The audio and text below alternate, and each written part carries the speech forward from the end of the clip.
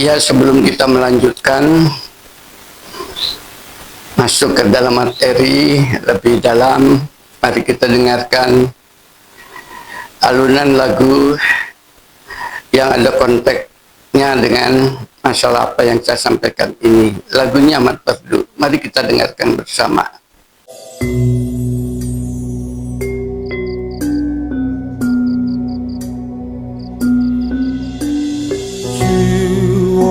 Jiwa sat moko wiknya diri sunyata rasa wirasa ngerasa sukma sepa kang maha pangripta.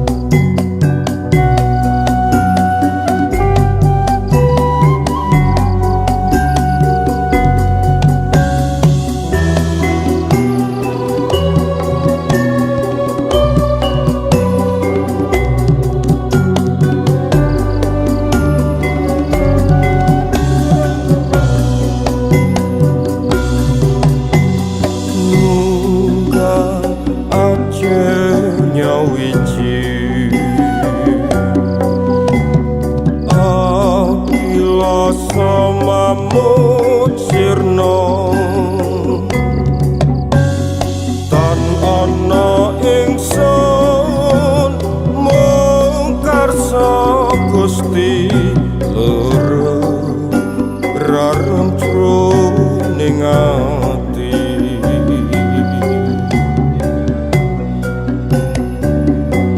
madyan karo sasmita wujud Gusti kang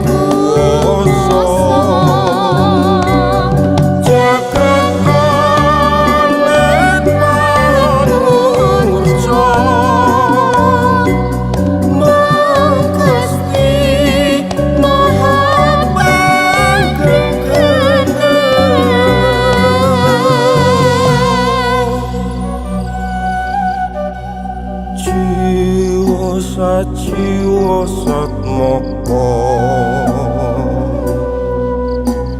wiknya diri sunyata rasa wirasa ngerasa sukma sepa kang maha pangripta.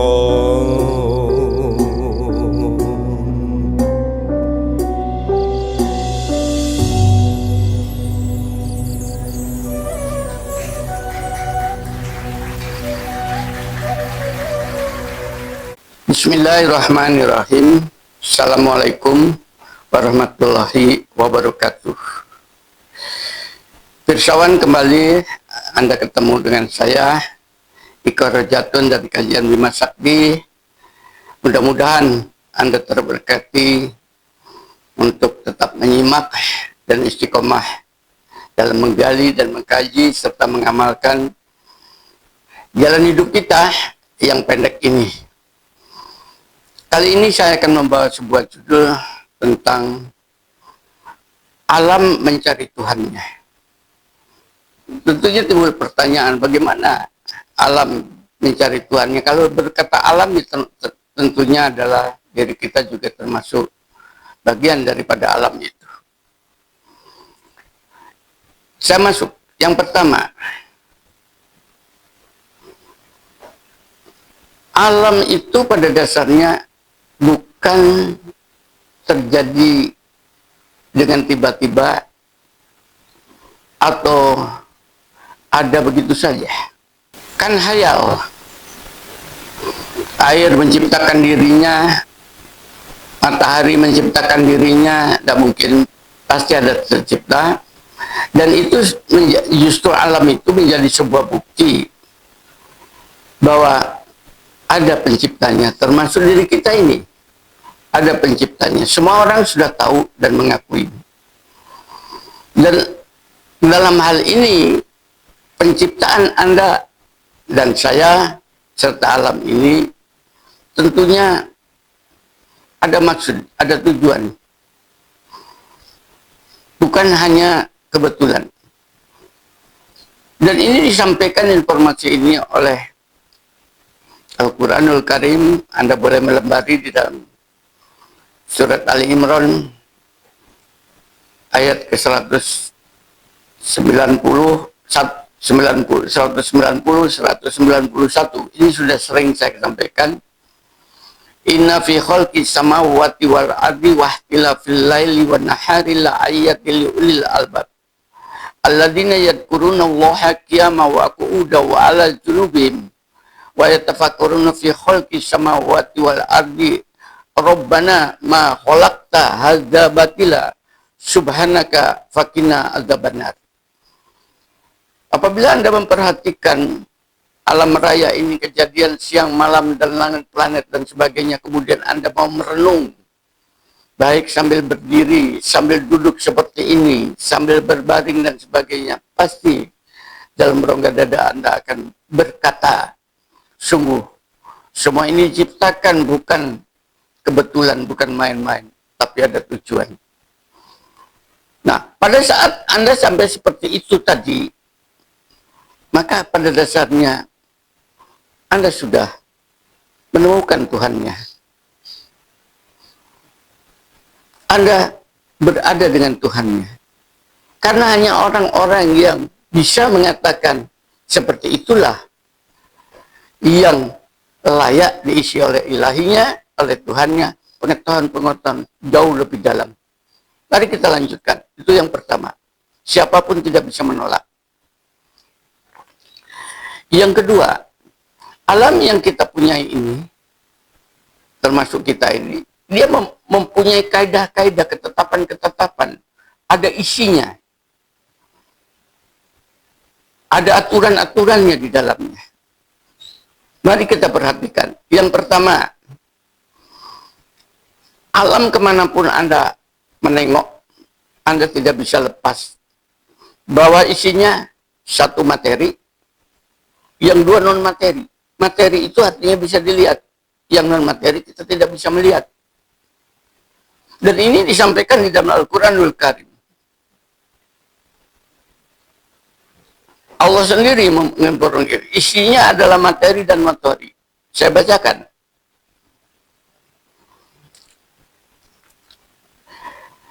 Wallahu ladzi la ilaha illahu alimul ghaibi wasyahadah warahmanir rahim. Sungguhnya dialah Allah.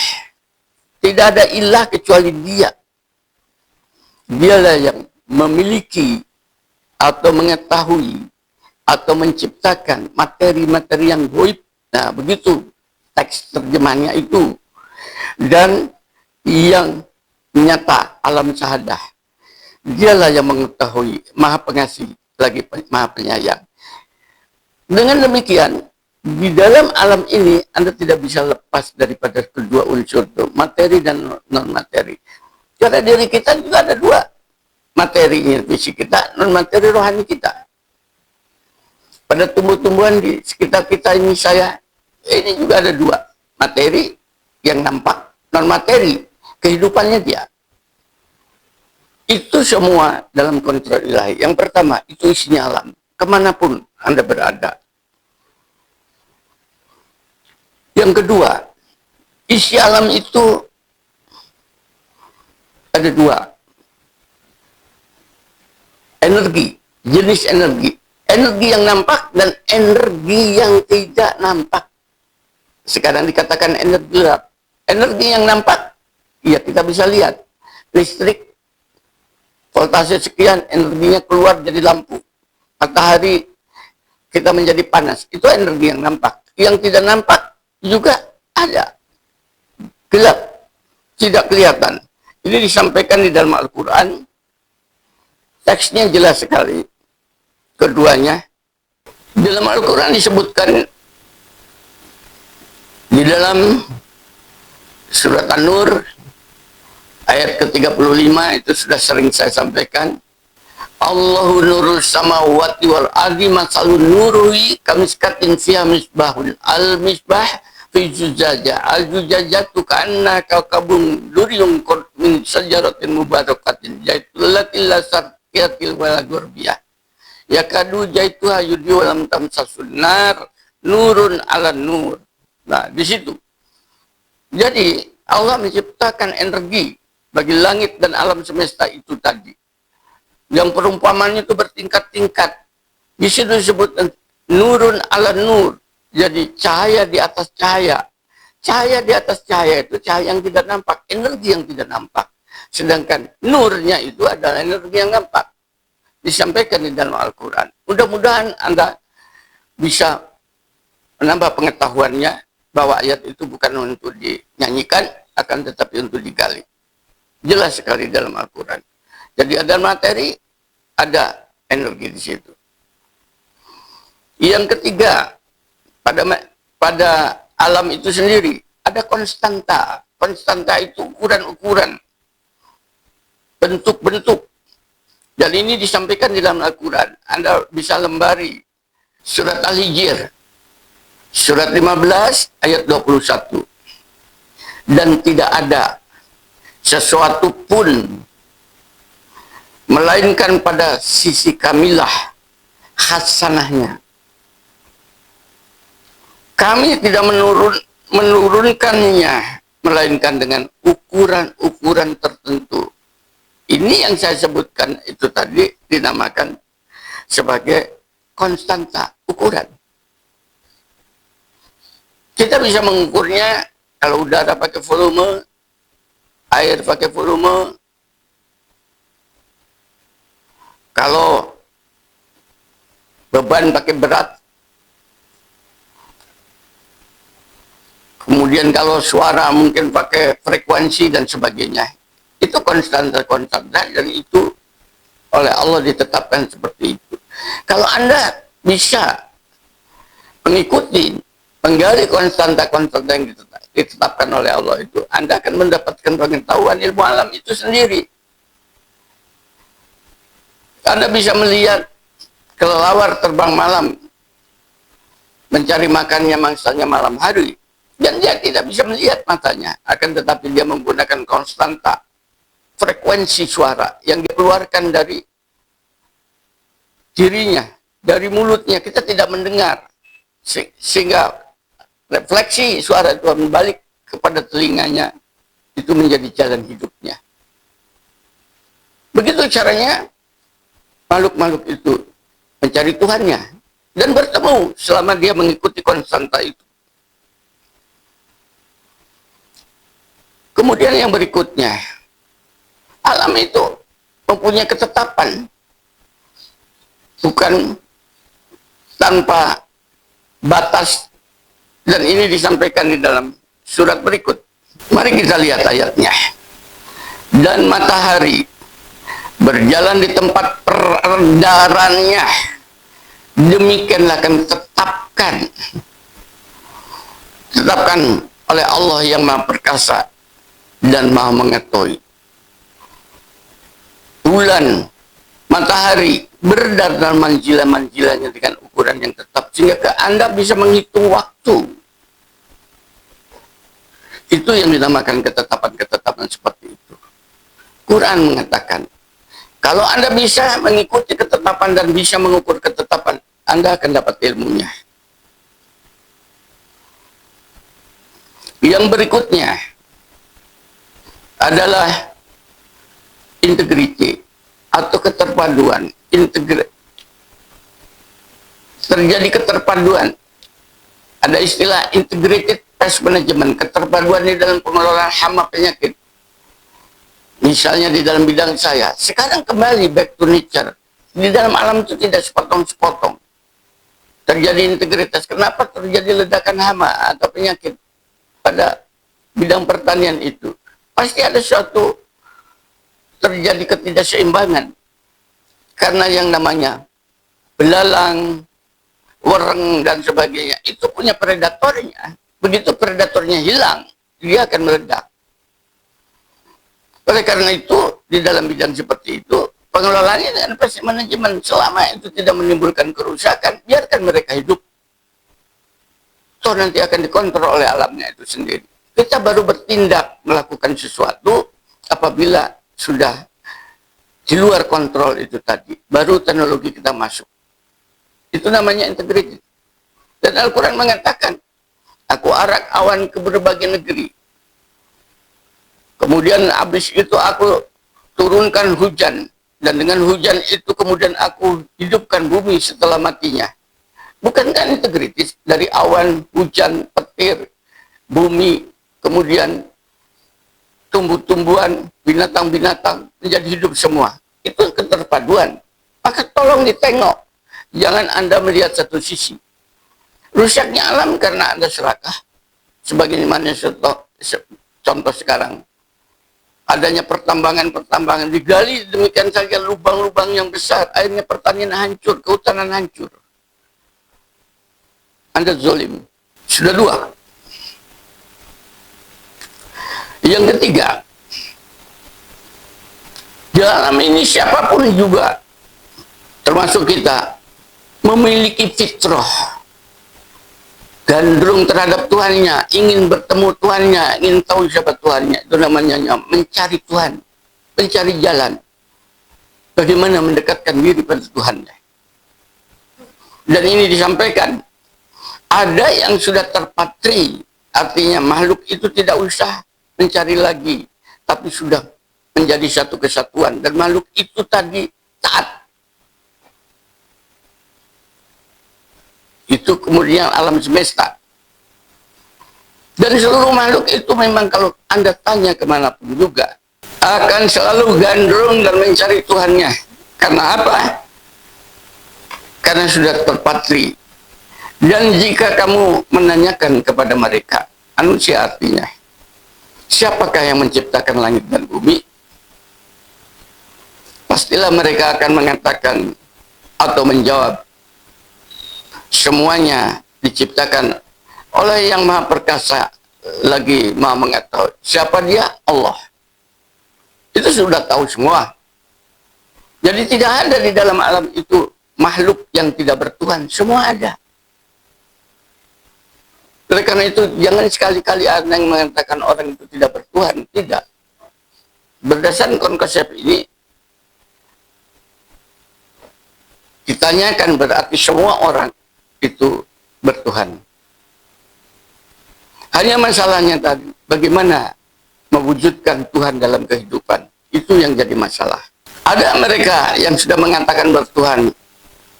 Dia taat dan mengikuti hadirnya Tuhan itu, pengakuan dirinya dalam ketetapannya. Dia tidak pernah menyimpang sama sekali. Ada yang seperti itu. Ini Anda bisa baca surat Al-Isra ayat 44. Langit yang 7, bumi dan semua yang ada di dalamnya, termasuk kita, bertasbih kepada Allah. Pengakuan. Dan tidak ada sesuatu pun melainkan bertasbih dengan memujinya. Jadi tidak ada perkecualian.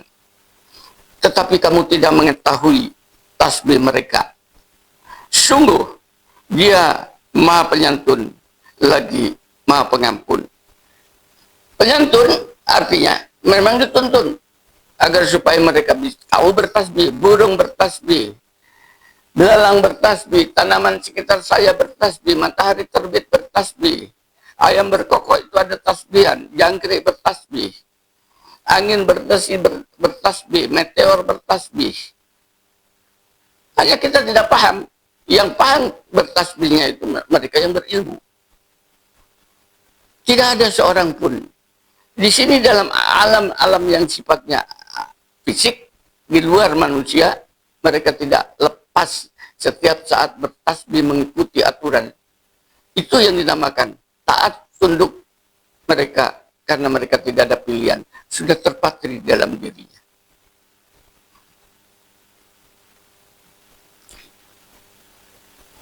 Sehingga dia menjadi gambaran keilahiannya. Makanya kalau dikatakan kemanapun kamu melihat, maka kamu akan melihat wajah Tuhan. Karena mereka sudah tunduk mengikuti aturannya. Yaitu perkataannya Tuhan, yaitu wujudnya Allah di dalam alam itu. Ada wujud. Wujudnya adalah ciptaannya itu tadi. Tapi ciptaannya itu bukan Allah. Itu wujud keberadaan Allah. Jangan salah paham.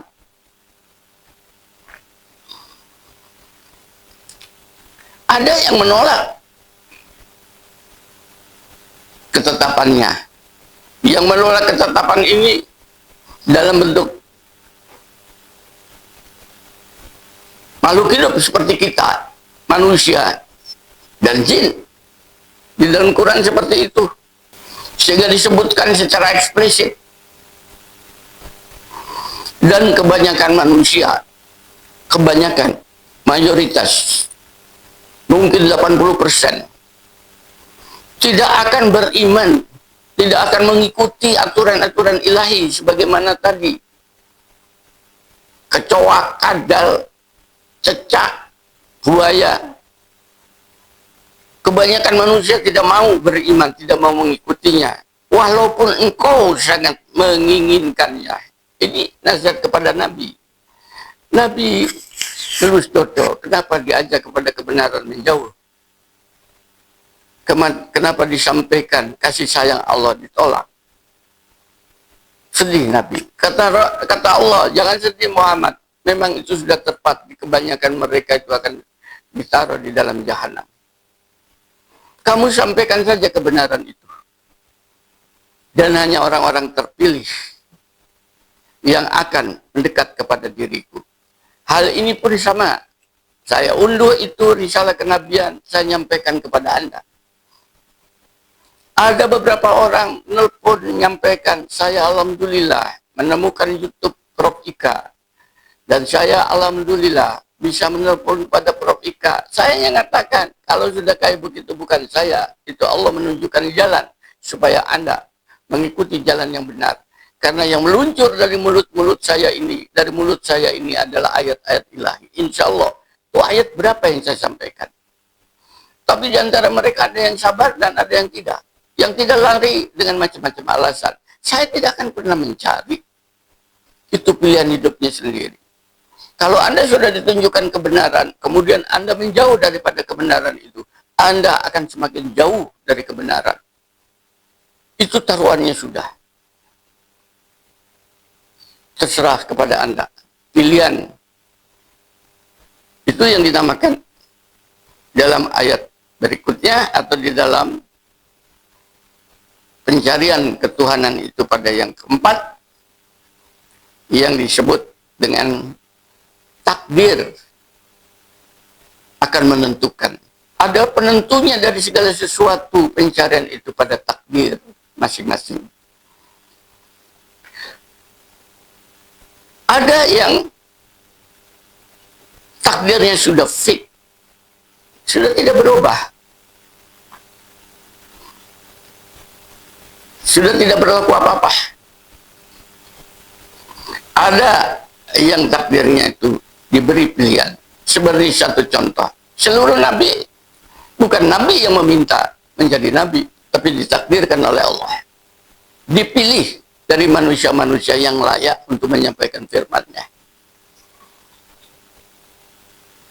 Jadi kalau Anda punya ketertarikan untuk menggali firman-Nya, menyampaikannya, mengamalkannya, dan sebagainya, itu bukan untuk orang lain, bukan untuk ilahinya, untuk Anda sendiri. Berarti Anda memilih jalan itu, Anda menjadi orang yang terpilih. Mudah-mudahan menjadi fix. Makanya katakan tetap istiqomah. Istiqomah itu fix. Jangan bergeser sedikit pun. Karena apa? Pada Anda itu dikasih pilihan pada diri kita itu. Manusia itu tahu mana jalan yang buruk dan mana jalan yang benar, yang baik. Pilihan pada Anda. Oleh karena itu berhati-hati. Anda mencari lingkungan, berhati-hati mencari pengetahuan, berhati-hati mencari teman, berhati-hati dalam pergaulan, berhati-hati di dalam memanfaatkan waktu, berhati-hati Anda di dalam melihat informasi-informasi yang sekarang itu adalah eranya informasi. Kalau Anda tidak selektif dan tahu bagaimana menseleksinya, Anda tidak bisa membedakan mana yang hak dan mana yang batil, karena tipis sekali. Tipis sekali. Satu contoh, banyak ketangkap KPK. Bukan berarti tidak tahu mereka itu yang ketangkap KPK. Uang miliaran, bahkan triliunan. Membuat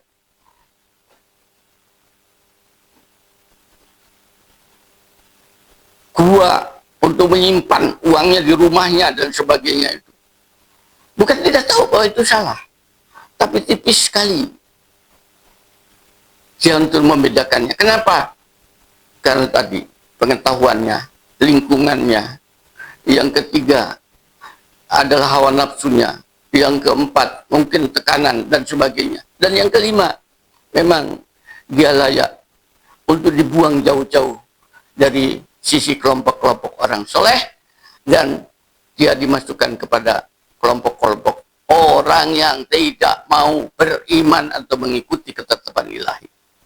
Mudah-mudahan Anda yang sekarang mendengarkan dengan tekun bersama saya, termasuk orang-orang yang insya Allah diperkenankan oleh Allah untuk bertemu dengannya di kemudian hari setelah kita kembali kepadanya.